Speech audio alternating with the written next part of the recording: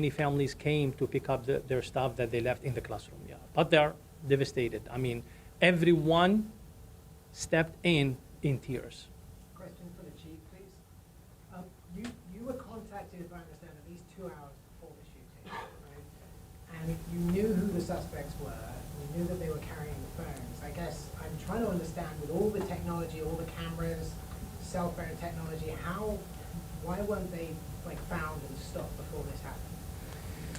Well, let me clarify just a little bit of that. So we did not have a complete understanding of any type of connection between suspect 1 and suspect 2. We had the parent of suspect 1 calling, and as she's beginning to understand the circumstances surrounding her son's situation, and as she's beginning to provide that information to us, the details and information began to broaden our threat assessment and our understanding of what we were dealing with. And it went from a runaway suicidal individual to homicidal, potentially homicidal, 2 suspects. Yes, we were utilizing technology to try to get out in front of them, but this is all happening in real time. And we did utilize technology to try and do that, but you have to have certain cell phone information to be able to get the things we need to be able to go up on those cell phones. And some of that takes a little bit of time, but technology was utilized from the very beginning to try to get out in front of these guys.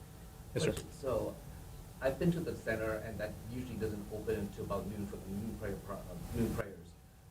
It seems like the suspect, one of them, lives in the neighborhood, so it seems like they actually knew what's going on. So it seems like the center was targeted at noon because of that. And second question is, for something like this magnitude, usually the search warrant didn't take as long as it did. So why was the search warrant took so long? I mean, we knew that the search warrant wasn't executed until late last night. So the first part of your question, we're still completely under investigation. We're 24 hours outside of the onset of this incident. And searching through all of their social media, their phones, their computers to try to figure out what their plans were in totality is happening in real time as well. So more information will come in the days ahead. I think when we watch TV shows on how this stuff transpires, it's not that simple. A lot of information, very few facts.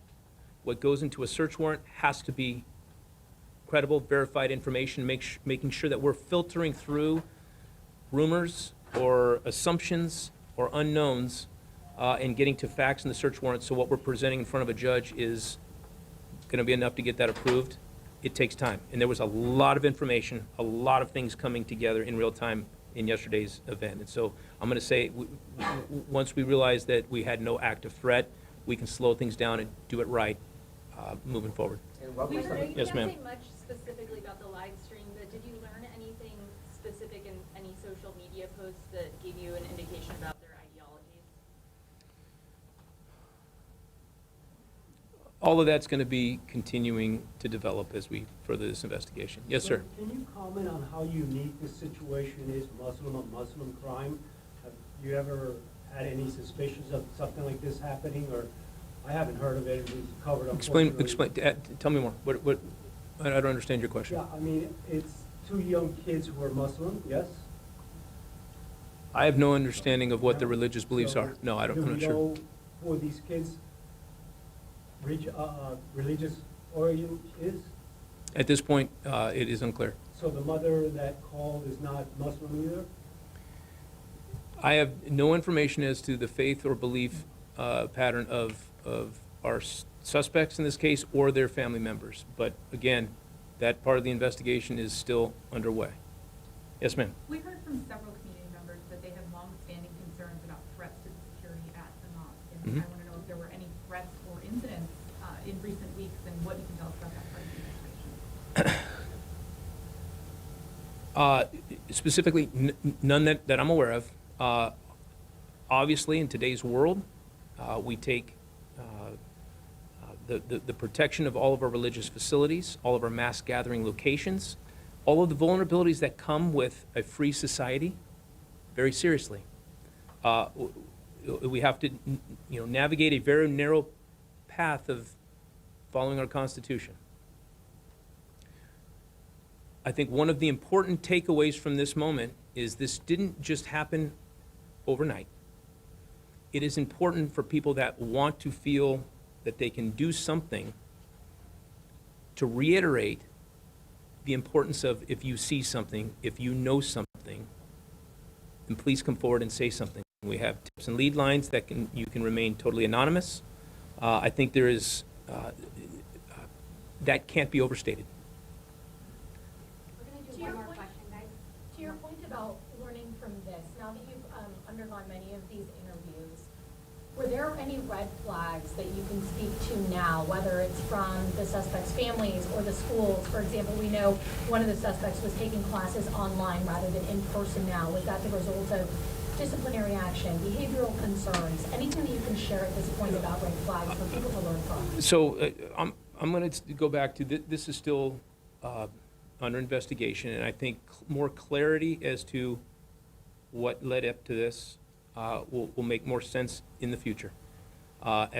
Some of these things we don't want to rush to. I don't want to get out in front of until we can absolutely verify. I don't want to make assumptions, because then we're not putting out credible information to everybody. So listen, we'll provide more updates ahead, and we'll get you information as it comes out and comes available. We appreciate everybody's support in covering this story, and I'll end with prayers for the families of the victims and the families in the Muslim community. Thank you, everybody. You just heard from the San Diego police chief, their FBI agent in charge, and the imam of the Islamic Center of San Diego in that news conference. If you